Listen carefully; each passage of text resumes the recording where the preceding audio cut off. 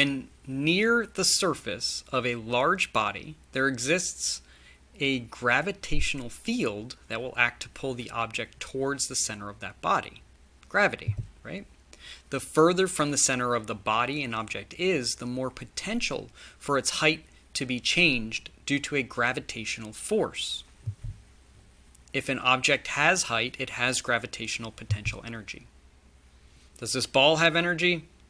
No, it does not have energy, because in this situation, in this picture, the thing we care about is just the ball.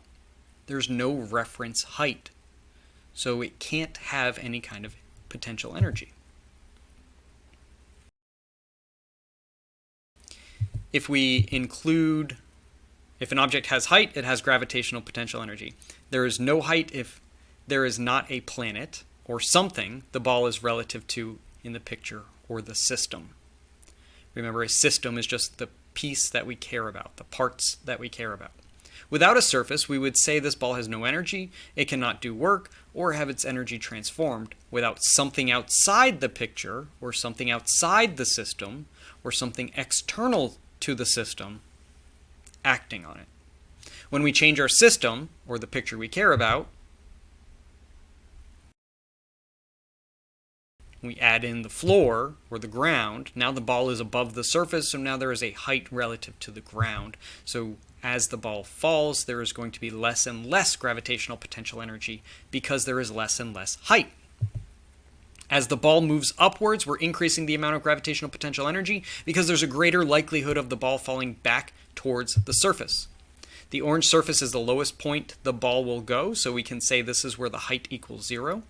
This is an arbitrary point, so we put it in the most convenient spot for us. This is allowed because height is relative to the 0 height. So when we're looking at gravitational potential energy, we can move this height equals 0 around. Normally we want to put that height equals 0 at the lowest part, or the lowest point that the system we care about is going to be going. Note, unless a problem or situation tells us about air resistance, we're assuming it's too small to change our measurements.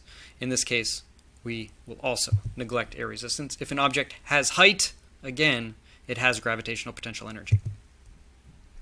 Boom. Now it doesn't. In between, it had kinetic energy.